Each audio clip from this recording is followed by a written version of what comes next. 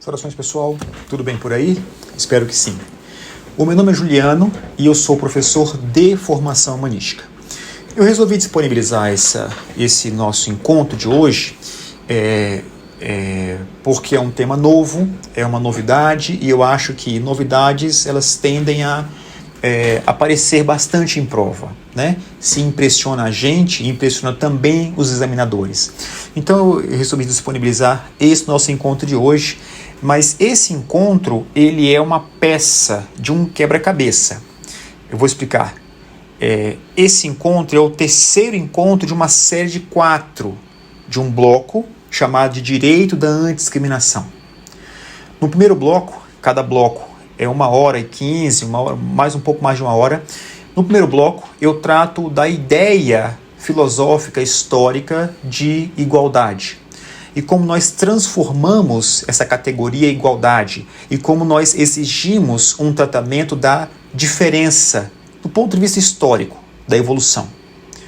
No segundo bloco, eu pego essas características filosóficas históricas e aplico para tratar de conceitos básicos, conceitos fundamentais do chamado direito da antidiscriminação. Esse é o bloco 2. Esse que vocês irão assistir agora é o terceiro bloco, que vai tratar de um tema que é um pouco a continuidade desse tema anterior. E a chave, eu acho que o ápice desse bloco chamado direito da antidiscriminação é o chamado bloco no qual eu trato do protocolo para julgamento com perspectiva de gênero. Esse é o bloco que eu acho que é o mais importante dentro desse bloco da antidiscriminação. Muito embora a ideia de gênero, de patriarcado, esteja espalhado em vários editais, certo? Então, hoje, nós iremos tratar aqui do protocolo para julgamento com perspectiva racial. Aqui nesse bloco você vai encontrar um exemplo de como é o curso, né? Como são as aulas. Então, vai haver sempre um slide, eu vou me diminuir aqui e vou fazer comentários a partir do conteúdo do slide, tá? A apresentação, os objetivos, vertentes do princípio da igualdade. Isso aqui, por exemplo, é um elemento que eu extraio do nosso primeiro encontro. Portanto, convém que você assista às outras aulas no curso regular para que você consiga compreender. Muito embora esse bloco isoladamente, ele tenha sua compreensão, porque nós vamos tratar de conceitos importantes, fundamentais do protocolo para julgamento com perspectiva racial. Aqui embaixo no vídeo eu vou colocar para vocês o link para vocês serem direcionados para o curso específico do ENAM, tá? Vou colocar o link aqui para vocês olhar lá na plataforma do Hotmart. Mas caso você esteja fazendo alguma segunda fase ou uma primeira fase de um tribunal específico, manda mensagem para mim. Eu coloco também aqui meu telefone para que vocês mandem um WhatsApp ou meu endereço no Instagram para vocês mandarem direct para mim, para a gente montar um curso específico para você, tá? Especificamente esse bloco, por ser novidade, eu tenho uma nítida impressão, ou uma quase certeza, de que o CNJ ele vai incluir na Resolução 75 o protocolo para julgamento com perspectiva racial, um dos requisitos ou um dos temas novos para o ENAM e para as provas de primeira fase da concurso da magistratura. Então, que você tenha uma boa aula e saiba que dentro da plataforma da Hotmart eu tenho cursos específicos para cada tribunal. Tem o curso da ENAM, mas dentro da plataforma você vai ver lá que tem outros cursos disponíveis. Tem segundas fases, tem prova oral, eu auxilio vocês nas provas orais também, e a prova oral é um direcionamento específico para aquela banca específica, assim como eu faço na prova subjetiva, né? E quando a gente sabe qual é o examinador específico de formação humanística, tem um direcionamento muito específico para aquele examinador de forma especial, tá?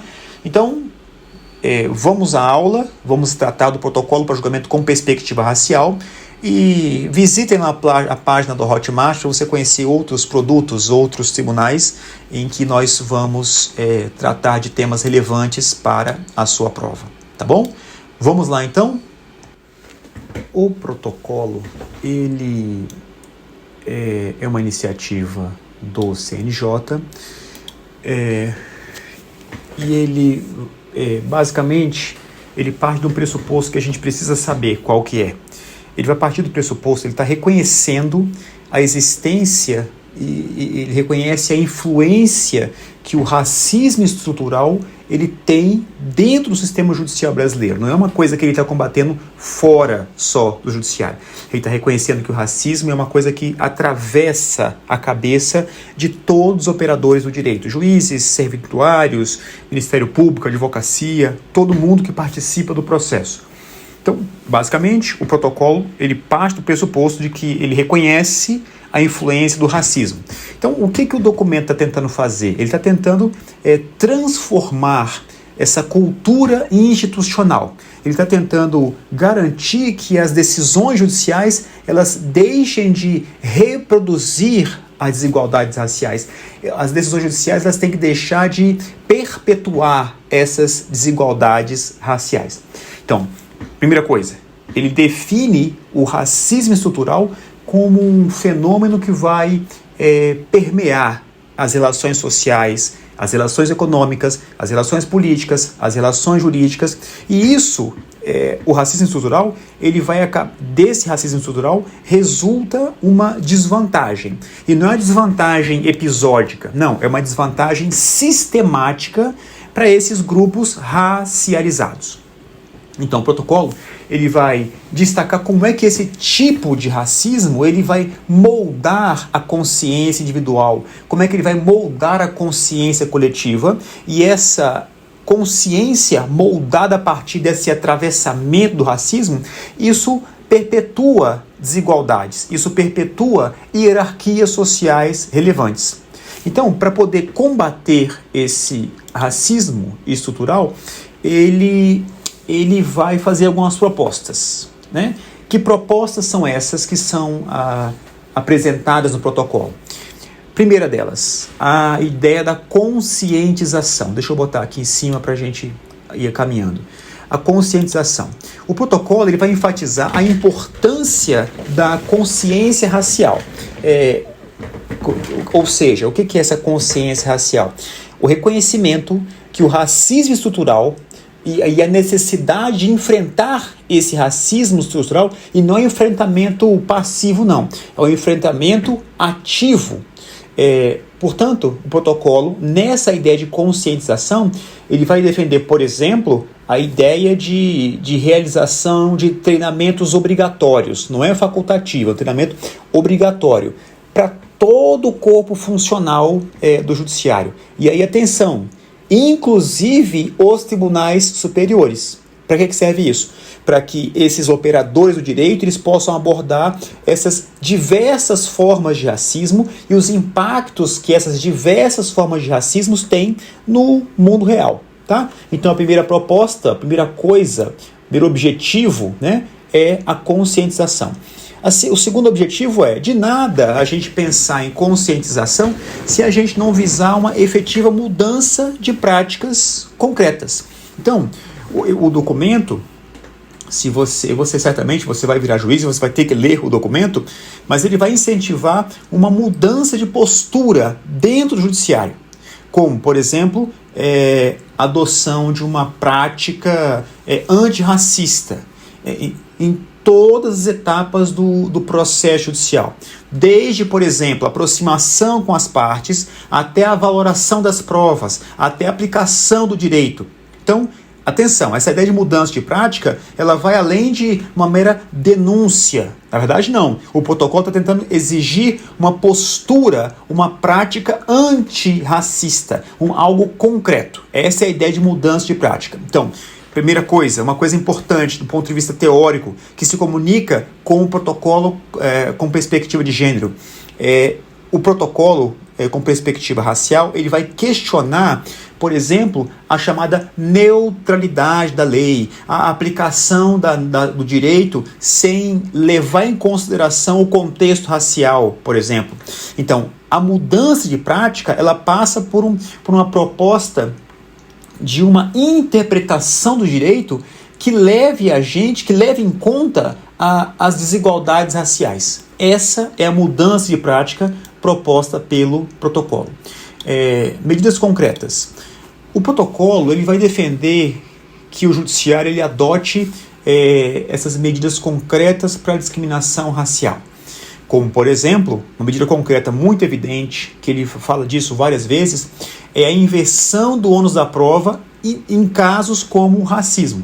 Então, quando se trata de provar em casos de racismo, casos de discriminação racial, de injúria racial, sofridos, por exemplo, por empregados negros nas relações de emprego, a inversão do ônus da prova é a medida que é defendida pelo protocolo para poder chegar à chamada verdade dos fatos. Por exemplo, outra medida concreta, além da inversão do ônus da prova, a criação de uma comissão de heteroidentificação. Então, quando um candidato ele se autodeclara negro para a gente poder aferir se o candidato, se o postulante ele é efetivamente destinatário da política de ação afirmativa, é necessário que haja essa comissão de heteroidentificação para impedir que pessoas não negras elas ingressem no sistema pelo sistema de cotas, do sistema de políticas afirmativas, tá? Só uma coisa importante, eu falei negro, né? E a gente escuta às vezes preto, às vezes negro. E uma nomenclatura, um aspecto conceitual importante aqui. O protocolo ele usa um aspecto analítico do movimento negro. E eles vão dizer que nos estudos do IBGE, por exemplo, a categoria censitária, que é classificada como pretos e pardos, essas duas categorias, elas são compreendidas no grupo negros, tá bom? Então, as pessoas que representam a população afrodescendente, aquelas que são tidos pela sociedade como pessoas racializadas, que sofreram ou que sofrem até hoje, infelizmente sofrem até hoje, racismo ao longo da vida, porque elas têm uma característica fenotípica africana, essas são consideradas como pessoas negras. Então, o protocolo ele vai usar a expressão população negra, e dentro dessa população negra ele vai incluir os pretos e os pardos. Isso é uma categorização do IBGE, mas que tem endosso do movimento negro, tá? Então, a população negra, dentro da população negra estão incluídos os pretos e os pardos. Então, essas medidas concretas, elas visam efetivamente mudar essa cultura dentro do judiciário. E, em quarto lugar, diálogo e monitoramento. O protocolo, ele vai incentivar, por exemplo, um diálogo intercultural, um diálogo interético. Como, por exemplo, quando você vai ingressar num prédio da justiça em que aquele tribunal específico tem um protocolo de vestimenta, então é necessário que esse protocolo ele seja flexibilizado em relação ao uso de determinados símbolos, determinadas roupas. Então é necessário que nesses aspectos é imprescindível que haja uma certa informalidade. Eventualmente, em determinados critérios de resolução de conflitos, é necessário que você leve em consideração esse diálogo intercultural, tá bom? A vestimenta para entrar num prédio público, num tribunal, por exemplo, deve ser flexibilizada para não haver esse choque intercultural ou mesmo interétnico. Essa é a ideia do diálogo. E a ideia do monitoramento é efetivamente medir se as metas visadas por essa luta antirracista, se elas estão sendo implementadas ou não. Toda política pública, gente, ela precisa ser avaliada. Então esse monitoramento faz parte dessa grande política pública que está sendo criada por esse protocolo para julgamento com perspectiva racial. Em resumo, o protocolo ele vai reconhecer o racismo estrutural como um problema sistêmico, para a gente encerrar esse primeiro slide aí. E esse problema sistêmico, ele vai atravessar, ele vai permear o judiciário brasileiro. E esse atravessamento do racismo dentro do judiciário, ele demanda uma mudança de cultura institucional. Basicamente, esse é o recado que o protocolo quer dar para a gente. O protocolo ele vai propor medidas concretas para a gente combater essa discriminação racial em todas as etapas do processo judicial. Para isso, para a gente garantir o quê? O objetivo do protocolo é garantir uma igualdade no acesso à justiça. Todo mundo tem que ter acesso à justiça, independentemente da raça, certo? Essa é a breve apresentação que eu queria fazer do protocolo. Vamos ver aqui quais são os objetivos do protocolo. Bom, o principal objetivo, obviamente, é combater o racismo estrutural. Anota isso, eu vou falar isso muitas vezes. O combate ao racismo estrutural é o principal objetivo do protocolo. E esse racismo, ele estrutura o sistema judicial brasileiro, o pressuposto básico. E aí o protocolo ele vai tentar promover uma equidade racial a partir de dentro do próprio judiciário. Para alcançar esse objetivo, nós temos algumas metas aqui, alguns objetivos ou metas específicas, objetivos do protocolo. O primeiro deles, ele vai buscar o aprimoramento no tratamento que é dispensado aos jurisdicionados, especialmente o jurisdicionado que tem uma realidade que é muito diferente daquela realidade que é vivenciada por quem julga esses processos. Isso significa garantir que as pessoas de diferentes raças, diferentes etnias, de diferentes origens socioculturais, elas têm que ter um acesso igualitário ao sistema judicial. Ele não pode enfrentar nenhuma barreira, ele não pode enfrentar nenhuma discriminação por estar acessando a justiça. Então, primeiro, meta específica dentro dos objetivos é fomentar um acesso à justiça. Segunda meta, o protocolo ele está tentando encorajar a magistratura para refletir sobre as próprias preconcepções, os próprios vieses. Assistam a aula sobre heurística. Eu explico o que é esse viés. Nós estamos falando de um viés do ponto de vista ou de uma variável específica, que é a variável da raça. Mas existem outros vieses. Assistam essa aula sobre as heurísticas. O protocolo está tentando refletir, fazer com que os magistrados eles reflitam para que eles ampliem o espaço, aumentar uma ideia de escuta qualificada. Essa escuta qualificada tem que levar em consideração as circunstâncias apresentadas pelo jurisdicionado. E nós partimos do pressuposto que o racismo é estrutural, sempre lembrando disso. Então o objetivo aqui, nessa segunda submeta aí, é garantir que os julgadores, os juízes, as juízas, elas têm que estar conscientes de como a sua própria experiência, como a sua própria perspectiva, isso pode influenciar a sua própria decisão. O protocolo está dizendo o seguinte, olha, é necessário que os juízes eles sejam capazes de analisar os casos de forma imparcial e justa. Então esse é o incentivo para que os próprios juízes reflitam sobre os seus próprios vieses. Terceira meta aqui.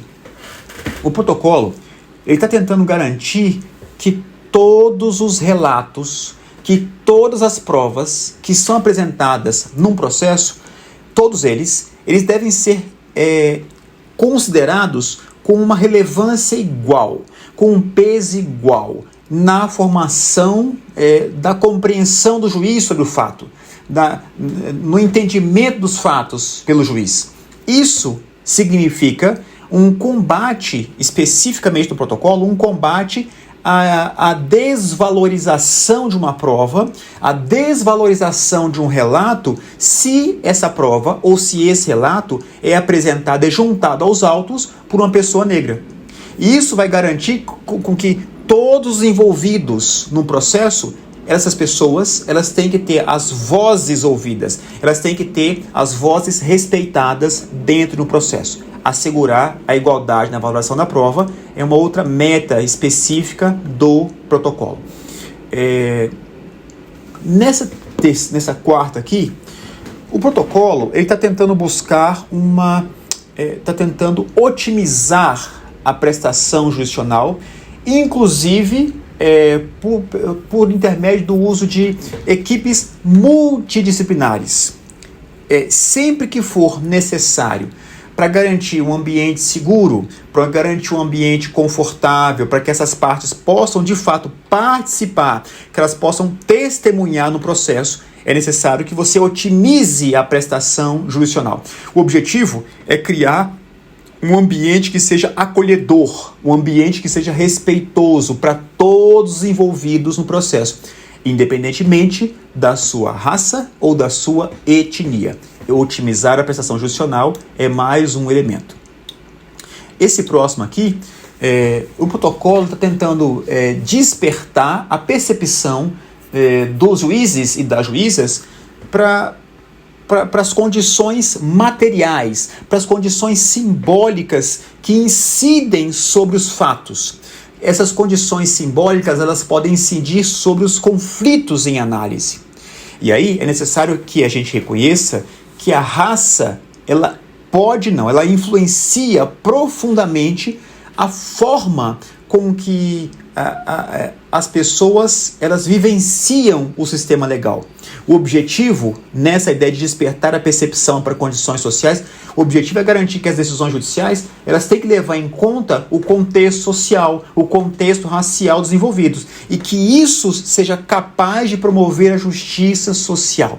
A ideia de justiça emancipatória, ela perpassa todo o protocolo, tá bom? Esse é uma submeta do protocolo. A ideia de expansão dos parâmetros normativos, a ideia é a seguinte. O protocolo ele vai incentivar que as decisões judiciais elas expandam esse parâmetro normativo. Por exemplo, quando você exige que o juiz use como recurso, como fundamento, legislações internas, legislações internacionais, e essas legislações que visam promover a equidade racial, isso significa dizer que a gente tem que usar todos os recursos legais disponíveis para que a gente combata essa discriminação racial, para que a gente garanta a igualdade de direitos para todas as pessoas envolvidas no processo. Então, essa é a ideia de expansão dos parâmetros normativos. Quando o CNJ manda a gente estudar controle de convencionalidade, nós estamos expandindo esses fundamentos legais. Nessa meta aqui, o protocolo está tentando promover uma comunicação clara, uma comunicação acessível. É necessário que a gente garanta a compreensão dos efeitos de cada uma das etapas do processo. E cada etapa ela tem um reflexo diferente para as pessoas envolvidas. O objetivo geral aqui dessa meta específica é garantir que o sistema judicial ele seja transparente, ele seja compreensível para todas as pessoas. Todos envolvidos no processo têm que ter acesso a informações que são necessárias para que elas possam exercer os seus direitos. Esse é um objetivo também do protocolo, promover uma comunicação clara e acessível. E por fim aqui, desse slide, o protocolo está reforçando o compromisso do judiciário na tentativa de construir uma sociedade livre, justa e solidária. Um judiciário que protege, um judiciário que zela pelo diálogo intercultural, pelo respeito de todas as pessoas, um respeito irrestrito de todas as pessoas. O objetivo final do protocolo é transformar o sistema judicial num instrumento que promove a igualdade racial, promove a justiça social. Não é mais uma neutralidade meramente formal, como nós iremos ver mais adiante. Então, esses objetivos aqui do protocolo, eles representam um passo, uma guinada importante na luta contra o racismo, na luta contra a discriminação. Quando o protocolo reconhece a existência do racismo estrutural e ele propõe medidas concretas, medidas efetivas para combater, o protocolo ele contribui para construir um sistema judicial mais justo, um sistema judicial mais equitativo para todas as pessoas envolvidas e que têm a necessidade de lidar com o processo judicial. Então, basicamente, esses são os objetivos do protocolo. Próximo slide. Princípios fundamentais. Convém que a gente saiba que esses princípios fundamentais, eles são expressamente mencionados pelo protocolo, tá? Então, por isso que eu dei esse destaque a esses 3 princípios fundamentais aí. Então, ele vai se basear nesses 3 princípios para combater o racismo, para combater a discriminação racial dentro do sistema de justiça. Vamos a cada um deles aqui. Vou me colocar em cima de cada um, embaixo aqui. Dignidade da pessoa humana. Vamos lá, vocês sabem melhor do que eu isso, né? O centro axiológico do chamado constitucionalismo contemporâneo é a dignidade da pessoa humana, né? Ela vai assegurar um valor, como diria Kant, um valor intrínseco de cada indivíduo. E isso independe da sua raça, isso independe da sua etnia. A dignidade da pessoa humana, ela perpassa esses mecanismos.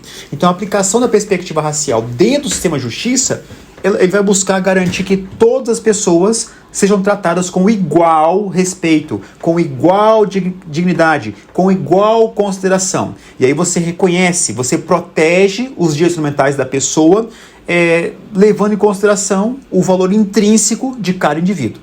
Então, quando você, por exemplo, menciona a desumanização, quando você trata as pessoas como coisa, quando você inferioriza pessoas negras, e isso é feito atualmente, isso foi feito historicamente dentro do sistema judicial, quem está falando isso não sou eu, é o próprio protocolo, você viola frontalmente, você viola flagrantemente o princípio da dignidade humana. Então, é necessário, passa a se exigir medidas que são eficazes para erradicar essas violações à dignidade da pessoa humana.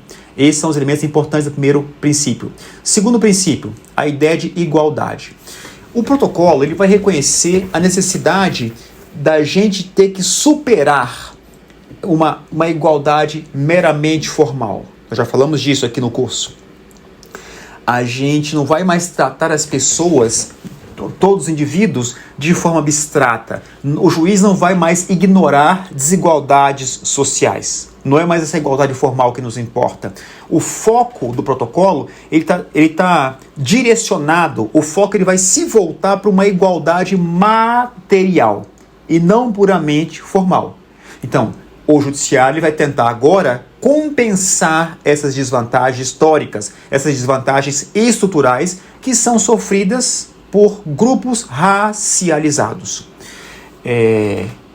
A igualdade material, portanto, ela vai exigir a adoção de uma medida, de uma política que efetivamente promova a equidade racial. As ações afirmativas, a inversão do ônus da prova, que nós já falamos aqui em caso de discriminação racial, por exemplo. E aí o protocolo também vai reconhecer que a igualdade como reconhecimento. Nós vamos falar sobre isso um pouco mais adiante. Ou seja, a gente visa valorizar a diversidade. A gente tenta combater a ideia de invisibilização dos grupos racializados. O judiciário, ele passa, então, a promover a participação, promover a representatividade desses grupos racializados em todas as esferas da sociedade. Essa é a ideia de igualdade, tal como apresentado no protocolo e que nós já vimos também foi apresentado no protocolo com perspectiva de gênero.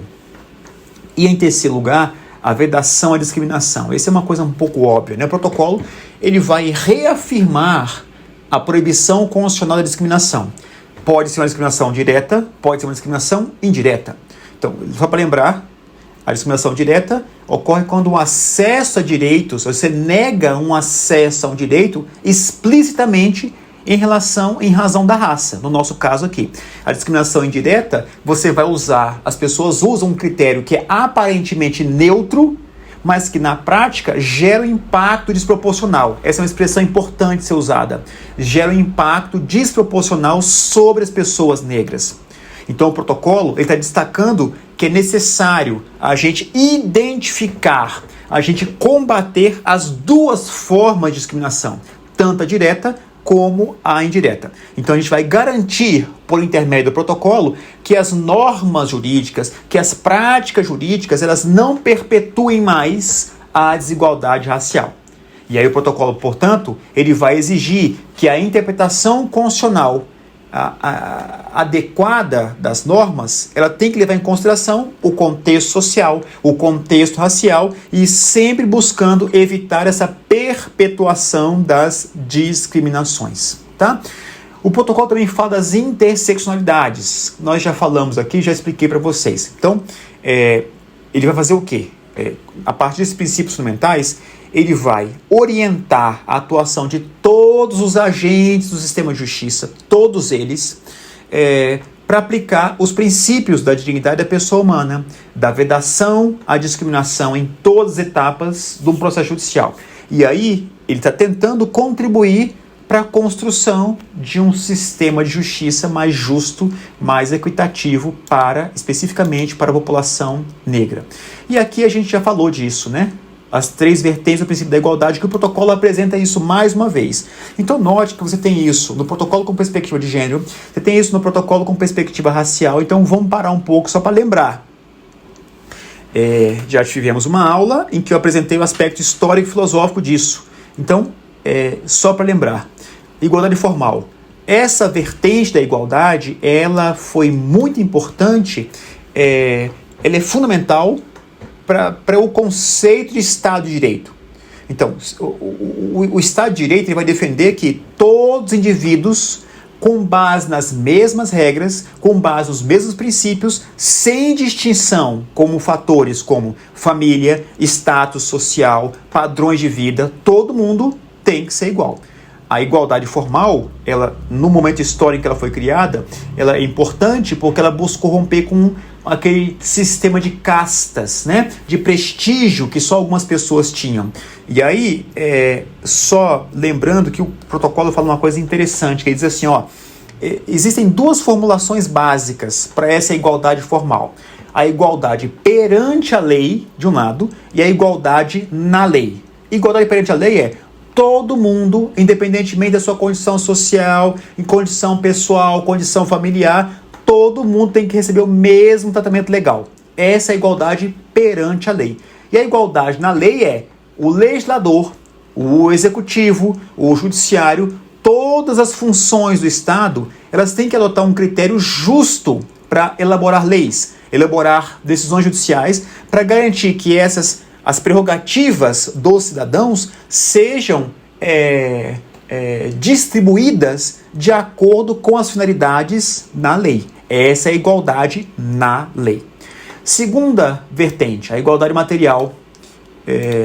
Ela vai reconhecer que a igualdade formal, por si só, ela não é suficiente para garantir a justiça social. Então, a igualdade material ela vai considerar as diferenças de acesso aos benefícios, aos bens básicos da vida. E isso é diferenciado a partir de determinados grupos sociais. E aí, a igualdade material, o que ela vai fazer? Ela vai tentar compensar essas desigualdades históricas, essas desigualdades estruturais. A gente cria, então, um conceito de igualdade material. Em vez de um tratamento idêntico para todas as pessoas, a igualdade material ela vai defender um tratamento que é diferente para grupos que são historicamente desfavorecidos. Para quê? Para garantir uma igualdade de oportunidade e acesso de todas as pessoas aos benefícios sociais, aos bens da vida. E aí, a igualdade material ela vai se concretizar, por exemplo, por intermédio de políticas públicas, instrumentos legais que visam acabar ou reduzir, no mínimo reduzir as desigualdades sociais. É isso que o protocolo fala sobre a igualdade material. E a terceira vertente da igualdade é a igualdade como reconhecimento. Então, essa vertente aqui, a terceira, ela vai reconhecer que, mesmo com a igualdade formal, mesmo com a igualdade material, grupos sociais, eles podem sofrer desigualdades. E isso acontece, como nós já vimos anteriormente, num campo simbólico, num campo cultural. A igualdade como reconhecimento, ela vai tentar garantir que grupos que têm direitos restringidos ou direitos negados por causa do racismo ou qualquer outra forma de discriminação, eles têm que ter o direito reconhecido, eles têm que ter o direito respeitado. E isso tanto pelo Estado como pela sociedade. Nós vamos falar um pouco sobre isso mais adiante. Então, a igualdade como reconhecimento, ela vai visar combater preconceitos, combater estereótipos, combater percepções de mundo que são excludentes. A ideia é promover, a ideia é valorizar a diversidade, valorizar a inclusão social. Então são 3 categorias diferentes, 3 vertentes diferentes do princípio da igualdade. Eu sei que nós falamos do ponto de vista teórico, nós estamos falando aqui do ponto de vista do próprio protocolo. Então, o protocolo vai destacar, portanto, em razão dessas vertentes, que numa sociedade que é marcada pelo racismo, as 3 formas de igualdade, elas são sistematicamente violadas. E aí o protocolo vai mencionar exemplos. Por exemplo, quando existe uma aplicação diferente da lei para pessoas negras e pessoas brancas, nós estamos violando a igualdade formal, tá? A aplicação da lei de forma diferente. Para eu reconhecer uma pessoa como traficante ou usuário, eu uso a cor da pele. Isso viola a igualdade formal. Para eu mencionar, o protocolo menciona um exemplo de violação à igualdade material. Quando você tem a população negra tendo um menor acesso a bens básicos, como, por exemplo, saúde, como, por exemplo, educação, moradia, isso é uma violação à igualdade material. E, por fim, um exemplo que o protocolo dá de violação à igualdade como reconhecimento é esse constante desrespeito, práticas discriminatórias contra pessoas negras. Isso viola a igualdade como reconhecimento. Então, o protocolo ele vai defender a equidade racial como um conceito fundamental para a gente buscar uma sociedade mais justa, mais igualitária. A equidade racial, ela reconhece que a igualdade ela só pode ser alcançada se os operadores do direito levarem em consideração a raça como um fator que gera, como um fator que perpetua desigualdade. E esses fatores, eles precisam ser superados para a gente conseguir gerar essa igualdade formal, igualdade material e igualdade também como reconhecimento. Certo? Outra coisa, uma coisa interessantíssima que o protocolo me ensinou, que eu nunca tinha pensado nisso aqui. Essa vedação à discriminação, ela não só deve ser observada ou deve ser cobrada, não só na esfera pública, não é. Essa vedação, ela também se aplica às relações privadas. O próprio protocolo dá destaque nisso aí, ó.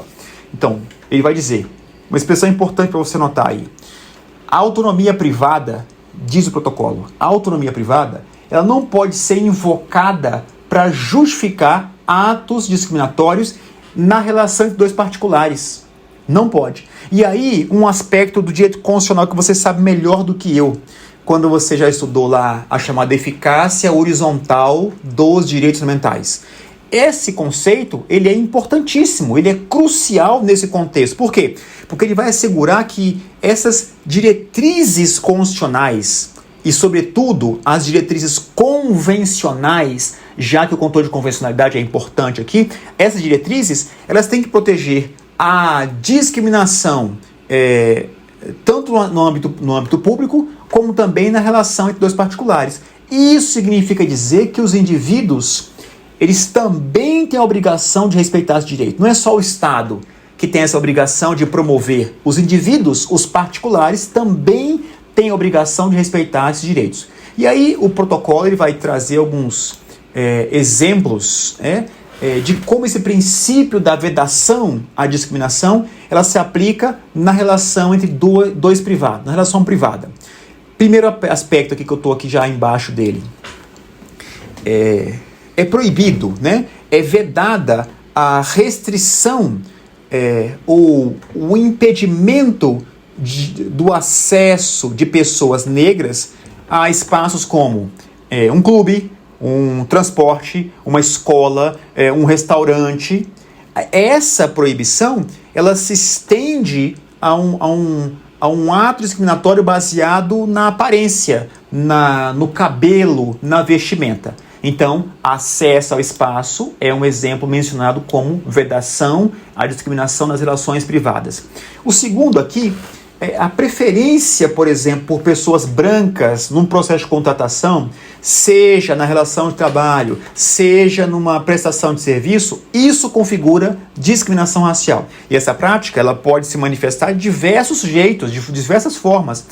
Como, por exemplo, quando você exige para contratar alguém a ideia de, entre aspas, boa aparência.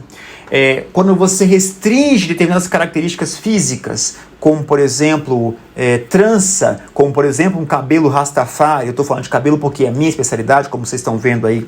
Então, a discriminação em relação à vestimenta, a discriminação em relação a discurso ou a posicionamentos, isso também é vedado no âmbito privado. Terceiro elemento aqui. Quando, por exemplo, existe uma recusa na venda de um bem ou na prestação de um serviço para uma pessoa negra, e isso acontece seja numa loja física, seja numa loja virtual, nas redes sociais, isso também é proibido, tá? Então, você invocar escusa de consciência, mais uma vez direito constitucional, você sabe melhor isso do que eu, mas você invocar escusa de consciência para justificar a negação do serviço não é aceitável. Tá? Relação de consumo. Outro elemento importante também nas relações privadas, o discurso de ódio.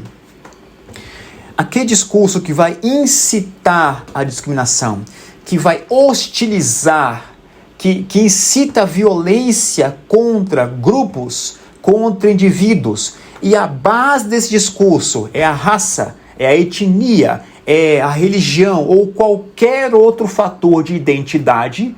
Isso, obviamente, é proibido, mesmo, esse destaque do protocolo, mesmo quando essa expressão se dá na esfera privada, numa relação privada, tá? Discurso de ódio é mais um exemplo que você pode anotar aí. Então, o protocolo ele vai reconhecer a legitimidade, a adequação, o que se espera de medidas afirmativas. Essas medidas elas estão tentando diminuir a desigualdade racial, inclusive nas relações privadas, tá? Então, por exemplo, quando você torna obrigatório, inclusive em escolas privadas, o ensino obrigatório de história, de cultura afro-brasileira, inclusive em escolas privadas, você é um mecanismo de adoção de medidas afirmativas, inclusive em relações privadas. Não só nas escolas públicas, mas também na escola privada. Então, essa vedação à discriminação nas relações privadas, o protocolo, por exemplo, vai destacar a importância do diálogo interétnico, o diálogo intercultural, para garantir a efetivação desse princípio da vedação à discriminação nas relações privadas. Então, as partes, mesmo sendo partes privadas, desculpa a redundância, as partes elas têm que buscar compreender, elas têm que buscar respeitar as diferenças culturais, as especificidades de cada grupo. Então, isso serve para promover um ambiente de convivência harmônica, um ambiente livre de discriminações. Então, em suma, esse princípio da vedação à discriminação, ela tem uma aplicação muito abrangente. E essa abrangência implica também, ou alcança também, relações privadas. E mais uma vez, só para reiterar, a autonomia privada, se cair isso na prova, a autonomia privada, ela não pode servir como escudo, né, para a prática de ato discriminatório. o sistema de justiça, por seu lado, que é o objetivo do protocolo, tem um papel fundamental para garantir a efetividade desse princípio. Tem que coibir, tem que punir esse tipo de violação e promover, com o fim de promover a igualdade racial em todas as esferas da vida social, tanto na esfera pública como na esfera privada. Tá? Esses são os elementos aqui da vedação à discriminação nas relações privadas. Deixa eu me diminuir para poder aparecer tudo aqui. Vamos lá. Quais são as manifestações da discriminação e que se manifestam no sistema judicial brasileiro? Atenção, é forte dizer isso, mas é o próprio protocolo que menciona. Então, o protocolo não é só que ele menciona, ele demonstra que apesar dos avanços na legislação, apesar dos avanços na jurisprudência, a discriminação racial ela ainda se manifesta e de forma assim muito variada dentro do sistema judicial brasileiro. Então o protocolo em vários trechos, diversos trechos, ele vai apontar que é necessário que os agentes do sistema judicial eles reconheçam e eles combatam as manifestações para garantir, né, a efetividade desse princípio da igualdade racial e de um acesso à justiça efetivo para todas as pessoas. Então, quais são as principais formas de manifestação de discriminação dentro do sistema judicial brasileiro? Vamos lá. O primeiro deles é a seletividade penal. O protocolo ele vai apontar para seletividade racial como uma marca estrutural do sistema penal brasileiro. Quem está dizendo isso não sou eu, é o CNJ, é esse grupo de estudos. Pessoas negras são desproporcionalmente mais vigiadas, mais abordadas, mais investigadas, mais processadas, mais condenadas do que pessoas brancas, mesmo quando os brancos cometem um crime semelhante. Essa seletividade, ela se manifesta em todas as etapas do processo penal. Atenção, quem está dizendo isso não sou eu, é o protocolo e essa é a resposta certa à prova, tá bom? Então, desde a abordagem policial até a execução da pena, tá? Tem uma seção específica no protocolo que demonstra isso, uma seletividade penal em relação ao critério racial. Segunda coisa, a prática do chamado perfilamento racial. O que é o perfilamento racial? É você usar um critério racial para determinar a suspeição de um indivíduo. Isso é frequentemente utilizado pelas agências policiais e isso resulta numa abordagem em buscas, em prisões que são arbitrárias. Tá? A ideia, várias reportagens do uso de câmera na polícia demonstrando que isso é uma regra praticamente. Não, regra não posso falar isso. Mas isso é muito frequente, isso eu posso falar. Então, esse perfilamento racial, ele viola o direito. Qual direito? O direito à não discriminação. Esse perfilamento racial, ele vai perpetuar esses estereótipos negativos. E isso vai, em larga medida, minar, destruir a confiança no sistema de justiça. Perfilamento racial é mais uma manifestação da discriminação racial dentro do sistema judiciário brasileiro. Sobre esse aqui, a influência dos estereótipos raciais na percepção, no julgamento de pessoas negras, especialmente homens negros, isso contribui para a perpetuação de desigualdade do sistema judicial. E o protocolo está alertando para essa ideia de associação de pessoas negras à criminalidade. Nós associamos pessoas negras à periculosidade, pessoas negras à agressividade. E dessa percepção, resulta em decisões judiciais que são mais severas e, às vezes, até na desconstrução da palavra vítima, quando a gente leva em consideração o aspecto racial, tá? Estereótipos raciais é mais uma manifestação da discriminação dentro do judiciário brasileiro. Pessoas negras, elas enfrentam barreiras para acessar a justiça. As pessoas negras, elas encontram barreiras para terem os seus direitos reconhecidos, seja por uma dificuldade na produção de prova, seja por uma falta de reconhecimento sobre os seus próprios direitos. Uma descrença, por exemplo, na capacidade do sistema de justiça de garantir a justiça racial. Isso gera uma desigualdade no acesso à justiça, é o que diz o protocolo. Racismo institucional. Ele vai se manifestar na forma como as instituições, todas elas, incluindo a instituição chamada justiça, incluindo o sistema de justiça, esses sistemas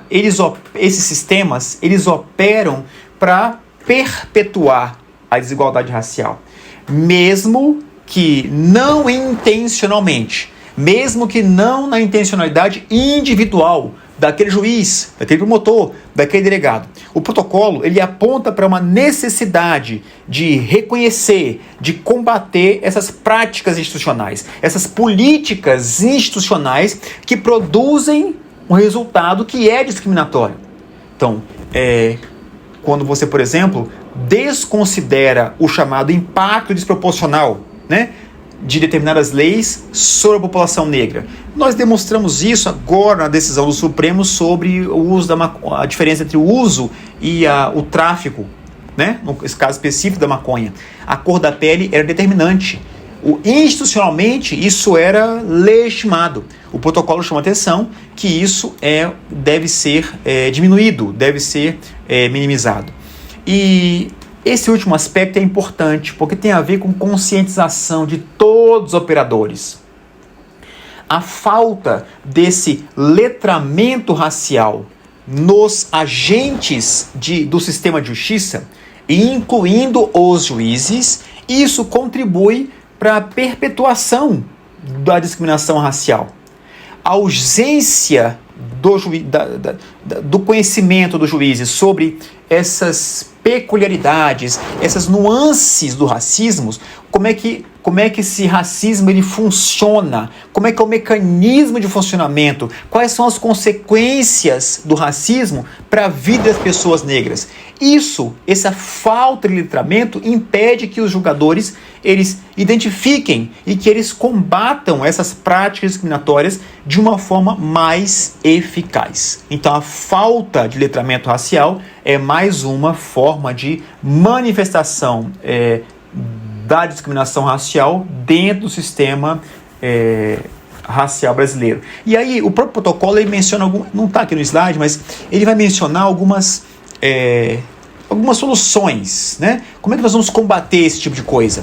Então, quando, por exemplo, a gente faz um treinamento sobre racismo, um treinamento de todos os operadores a respeito da discriminação racial, quando a gente faz coleta, quando a gente analisa os dados raciais dentro do sistema, quando a gente inverte o ônus da prova no caso de discriminação racial, quando a gente adota medidas afirmativas, como por exemplo, o próprio protocolo, quando a gente julga com perspectiva racial, basicamente, nós estamos tentando gerar essa chamada igualdade material que todos nós estamos lutando contra elas, tá?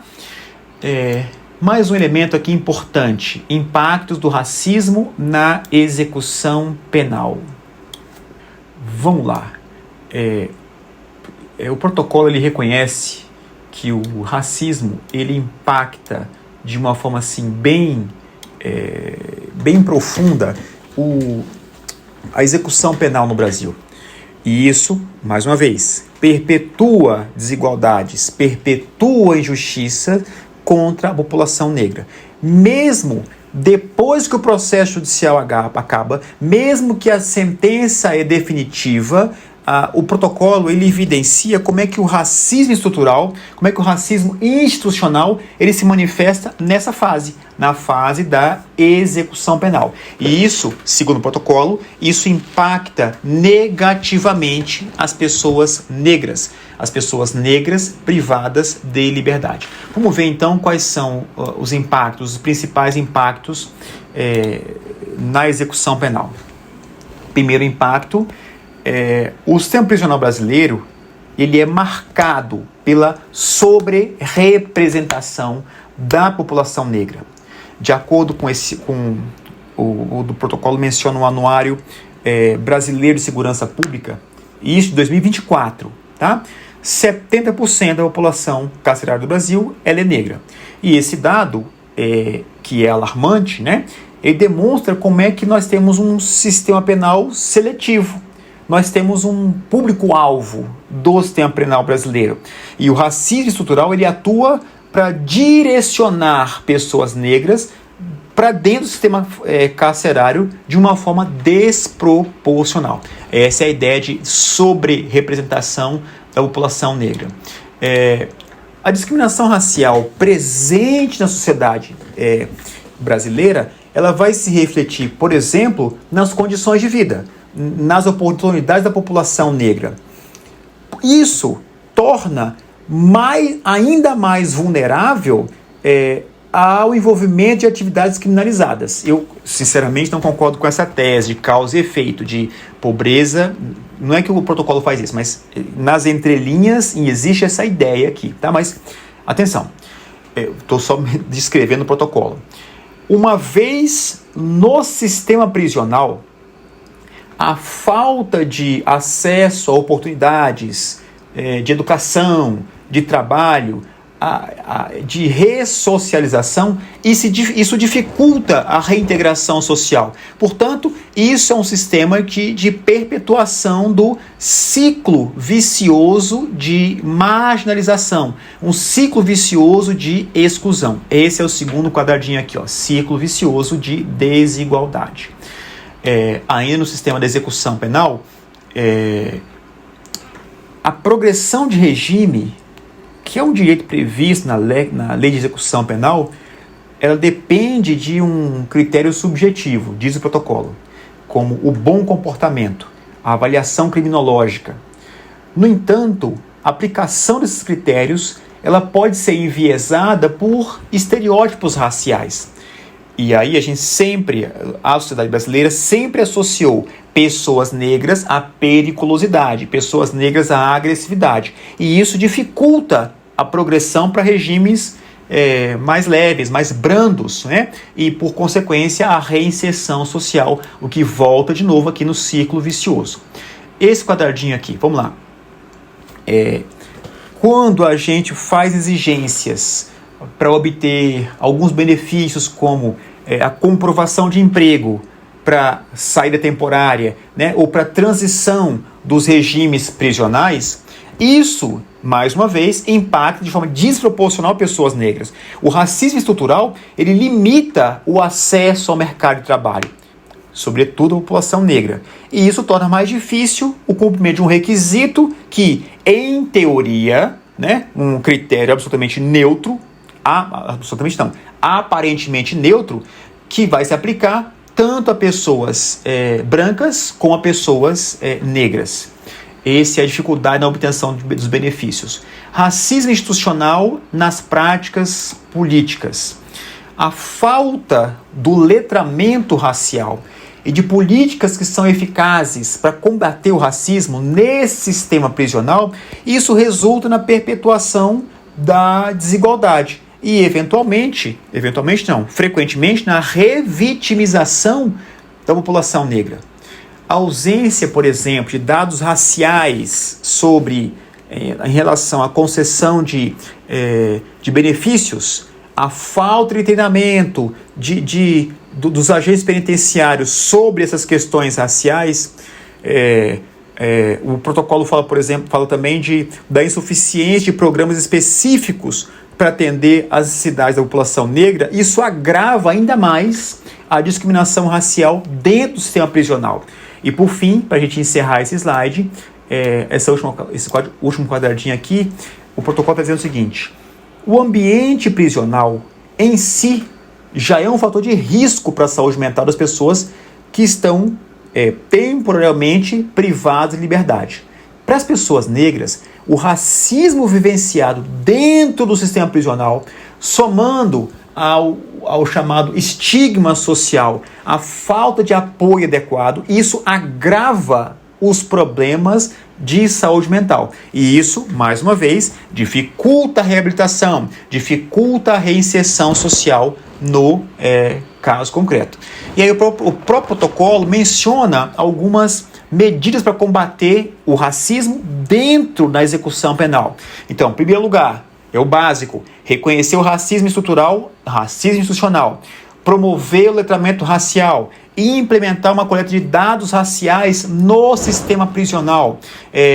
A revisão de um critério que eventualmente é subjetivo para progressão de regime, para concessão de benefício, criar políticas públicas, criar programas específicos para a população negra. Isso tudo são formas de minimizar esses impactos desproporcionais do racismo na execução da pena. Então, a superação do racismo na execução penal, ela vai exigir um esforço que é não só dentro do judiciário, mas de todos os atores do sistema de justiça e da sociedade como um todo, assim. Porque quando a gente reconhece o problema, quando a gente compreende as causas, a gente tenta implementar medidas que são efetivas, medidas que são eficazes para combater o racismo.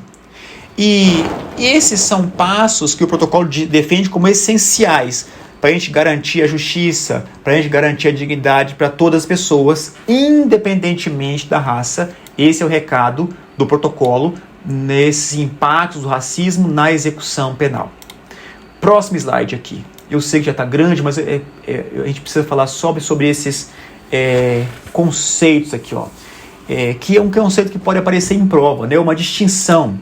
Como é que o protocolo vai diferenciar o racismo estrutural do racismo institucional? Vamos lá.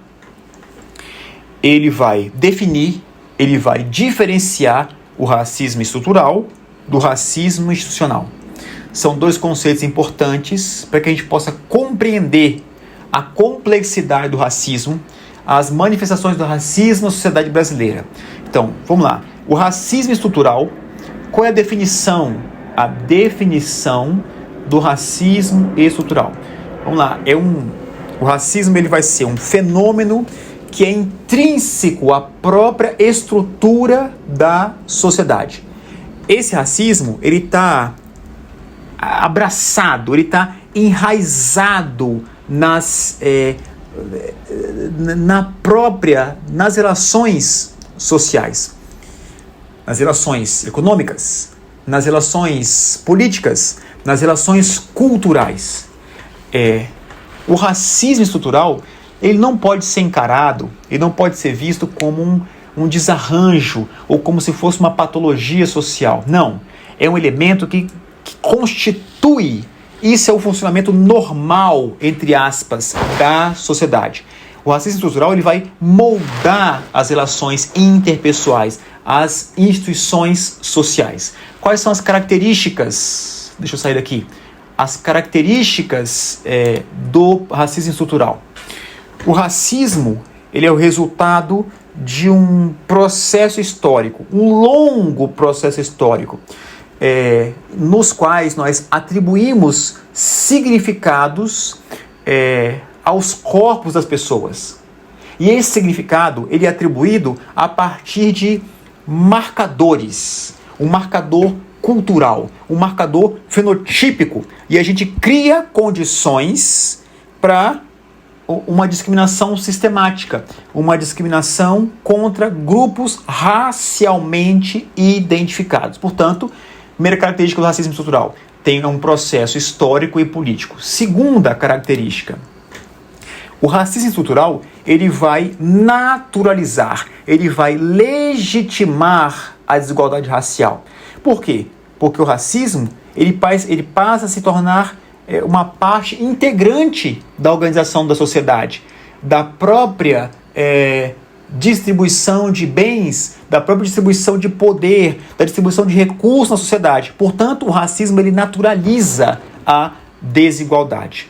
Terceiro elemento, ele está presente em múltiplas esferas.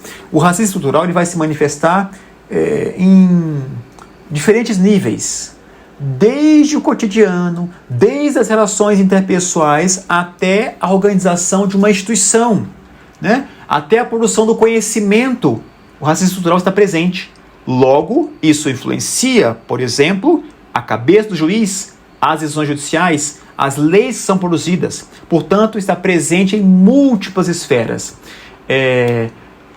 Esse elemento aqui é o seguinte: o racismo estrutural ele vai influenciar, um aspecto mais da psicologia social, ele vai influenciar a formação da subjetividade dos indivíduos. A gente molda de forma consciente e de forma inconsciente as pessoas por intermédio de um padrão. A gente faz o protocolo fala de clivagem racial. E essa clivagem racial ela é reforçada pelos meios de comunicação, pela indústria cultural, pelo sistema educacional. Então nós formamos a subjetividade moldada racialmente. E a última característica, pelo menos a última característica apresentada pelo protocolo, é que o racismo estrutural está vinculado à manutenção do sistema capitalista. Eu não estou falando não estou dando aula de marxismo, eu estou mencionando o que o protocolo diz. Porque o sistema capitalista ele se beneficia historicamente da exploração da mão de obra negra. Não à toa, gente, o racismo ele explodiu. Não é que o racismo foi inventado pelo liberalismo, não. Mas durante o período liberal foi o momento em que nós tivemos mais tráfico negreiro. O regime escravagista ele é um dos elementos importantíssimos para a manutenção do próprio sistema capitalista. Isso, eu estou fugindo um pouco do protocolo, mas é só para lembrar que existe um vínculo do racismo estrutural com o capitalismo, tá bom? Então, exemplos disso. Quando você, por exemplo, a ideia da sobre-representação da população negra no sistema prisional, a divisão racial do trabalho, a desigualdade dos negros no acesso à saúde, à educação, à moradia, são exemplos dos efeitos do racismo estrutural na sociedade brasileira. Esse é o racismo estrutural. De outro lado, o racismo institucional, ele vai se manifestar no funcionamento das instituições, seja instituição pública, seja instituição privada. As práticas, as regras, os procedimentos dessas instituições, elas produzem desvantagem para esses grupos racializados, mesmo quando não há intenção de discriminar. Então vamos às características do racismo institucional. Existe uma forma de operacionalizar o racismo estrutural.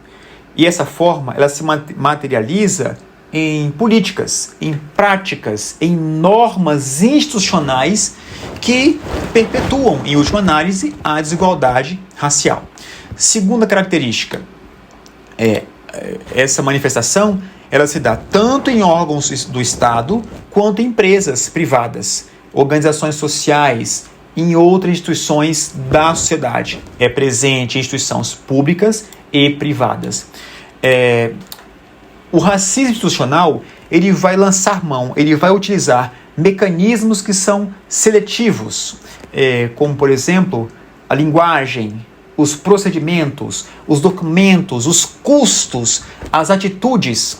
Isso tudo cria uma barreira para a participação da pessoa negra, para a ascensão da pessoa negra. Então existem mecanismos institucionais de exclusão. E por fim, o racismo institucional ele vai contribuir para manter para manter uma hegemonia do grupo racial dominante. Isso vai garantir os privilégios desse grupo racial dominante, e esse grupo racial dominante vai ter um acesso privilegiado a recursos, um acesso privilegiado a oportunidades. Exemplos do racismo institucional: a chamada seletividade penal, o encarceramento desproporcional da população negra, a falta de representatividade dos negros em cargos de liderança, a discriminação no processo seletivo, a dificuldade do negro do acesso ao serviço público de qualidade. Isso tudo são exemplos de racismo institucional. Tá? Então, só para a gente encerrar esse aspecto conceitual, vamos falar aqui das diferenças. O protocolo ele vai fazer essa conexão dos dois conceitos. Ele vai dizer, olha, muito embora os dois racismos, ou estrutural e institucional, eles sejam interligados, o racismo estrutural e o racismo institucional, eles se distinguem em razão da escala e dos mecanismos de funcionamento dos dois. Vamos lá. Em relação à escala, o racismo estrutural ele vai atuar de forma macro, né? O institucional ele vai se distinguir, quer dizer, vamos lá, de novo. O racismo estrutural ele vai atuar de forma assim ampla, de forma macro. Ele vai moldar a própria estrutura da sociedade. Já o racismo institucional ele se manifesta de forma micro. Portanto, é uma boa distinção. Em relação à escala, diferença pelo critério da escala, o racismo estrutural funciona num mecanismo macro. E o racismo institucional, ele funciona de forma no micro, no funcionamento específico das instituições. Tá? Essa é a diferença em relação à escala. Em relação aos mecanismos, o racismo estrutural ele se reproduz por meio de relações sociais, relações econômicas, relações culturais, relações políticas historicamente construídas. Já o racismo institucional, ele vai operar por meio de regras, de práticas, de procedimentos que são específicos das instituições. Então são mecanismos diferentes em relação ao racismo estrutural e o racismo institucional. E qual é a relação entre esses dois conceitos? O racismo institucional ele é uma das formas pelas quais o racismo o racismo institucional é um jeito, é um mecanismo, é uma forma através da qual o racismo institucional ele se materializa, ele se manifesta na sociedade. As instituições, quando elas reproduzem práticas, quando elas reproduzem políticas discriminatórias, elas estão contribuindo para a manutenção dessa desigualdade racial, para a perpetuação do racismo estrutural. Essa é a relação entre os conceitos de um lado, racismo estrutural e, de outro lado, racismo estrutural. Eu sei que eu já passei do meu tempo. Deixa eu voltar para cá. Eu sei que eu já passei do meu tempo, mas eu só quero tratar com vocês aqui disso aqui que é importante, porque existem um item edital que é o chamado controle de convencionalidade, né? Então, vamos só lembrar quais são as convenções internacionais que influenciam a criação do protocolo. Então, isso é mencionado expressamente pelo protocolo. O protocolo ele foi influenciado expressamente por várias convenções internacionais que tratam da temática do racismo, né? E da discriminação racial. Eu só quero lembrar de alguns deles aqui, só para a gente encerrar o nosso encontro. Não posso encerrar sem falar dessas convenções. Vamos lá. Primeiro é a chamada Convenção Internacional sobre a Eliminação de Todas as Formas de Discriminação Racial. Então, essa convenção, ela foi... Vou contar essa história aqui. Ela foi adotada pela Assembleia Nacional das Nações Unidas lá em 65 e ela foi ratificada pelo Brasil em 69. Está aqui o número do decreto, 69. Então, qual a importância dela?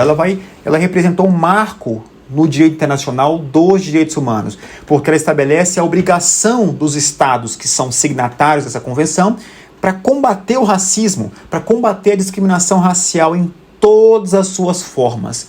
E isso aparece no próprio nome, né? Está aqui, a Convenção Internacional sobre todas as formas de discriminação racial.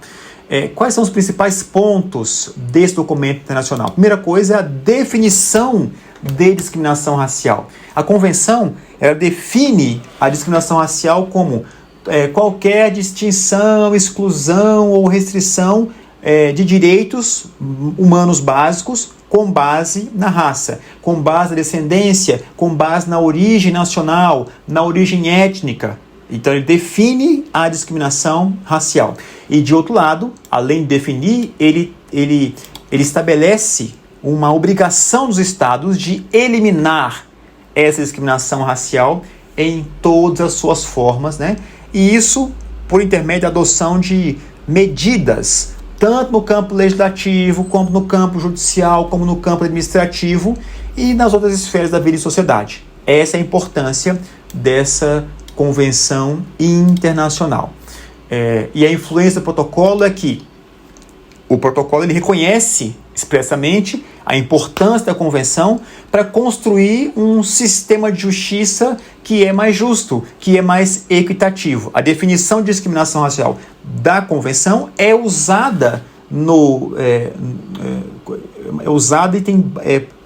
usado como base para identificar essas práticas discriminatórias no protocolo que nós estamos comentando aqui. Então é uma influência nítida, evidente, da Convenção Internacional sobre a Eliminação de Todas as Pessoas, de todas as formas de discriminação racial. O segundo documento internacional que eu quero dar destaque aqui é a Convenção Interamericana contra o Racismo. Foi adotada pela OEA em 2013, essa aqui, e foi ratificada pelo Brasil em 2022. E foi ratificado no Brasil com o status de emenda constitucional. Então, essa Convenção Interamericana contra o Racismo, ela vai aprofundar, ela vai ampliar o escopo, o objetivo da Convenção da ONU, porque ela vai incorporar o conceito de, por exemplo, formas correlatas de intolerância. Ela vai estabelecer medidas mais específicas para a gente combater o racismo. Então, quais são os principais pontos da Convenção Interamericana contra o Racismo? Primeiro, ela ampliou o conceito de discriminação. E aí, ela vai incluir, como eu acabei de falar, as formas correlatas de intolerância, a discriminação baseada, por exemplo, na religião, na origem social, na orientação sexual, na identidade de gênero. Então, ela amplia o conceito de discriminação. Medidas de prevenção, punição e reparação. Essa convenção especial, ela estabelece a obrigação dos estados para que os estados adotem medidas para prevenir, para punir, para reparar em relação ao racismo, em relação à discriminação racial e às chamadas formas correlatas de intolerância. E por fim, uma terceira característica importante que eu quero dar destaque aqui é a ênfase. Essa convenção, ela enfatiza a importância da igualdade racial e do acesso à justiça para as vítimas de discriminação. E ela vai reforçar o papel do Poder Judiciário na proteção dos direitos humanos. Daí a ideia de ênfase na igualdade racial e no acesso à justiça. E o protocolo, ele reconhece a influência como um papel assim de fortalecimento do quadro normativo dos procedimentos antirracistas no Brasil. Então o protocolo vai incorporar esses conceitos, essas diretrizes da Convenção Interamericana contra o Racismo para orientar os magistrados, para que os magistrados eles possam aplicar a jurisprudência de uma forma alinhada a esses compromissos internacionais do país. E eu sei que não dá mais tempo, mas só quero chamar a atenção de vocês para essas próximas aqui. Ó. A Convenção Internacional sobre Direitos das Pessoas com Deficiência. Essa convenção, ela reconhece a raça, muito embora seja uma convenção sobre direitos das pessoas com deficiência, ela reconhece a raça como um fator que agrava a discriminação da pessoa com deficiência. E aí, ela introduz os conceitos de discriminação direta e indireta no ordenamento jurídico brasileiro.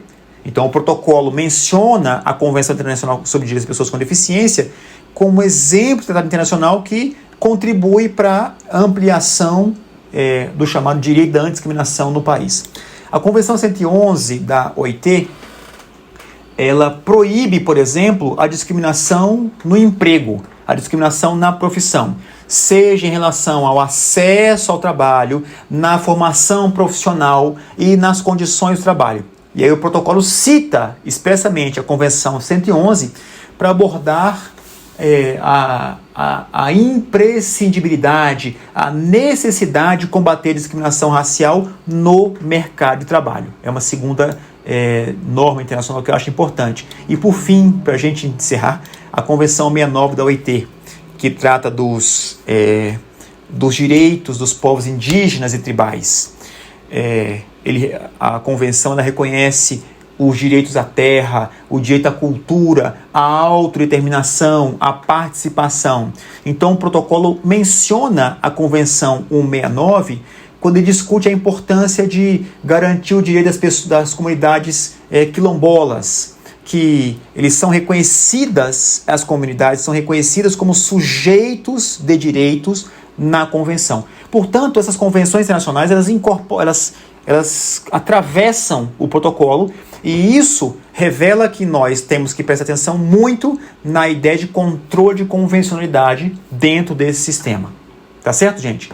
Bom, eu vou encerrar por aqui, porque tem muita coisa para falar, mas eu acho que esses elementos eles são importantes para colocar dentro dessas aulas que nós estamos tendo aqui a respeito dessas ideias de igualdade, de diferença, de discriminação, de antidiscriminação.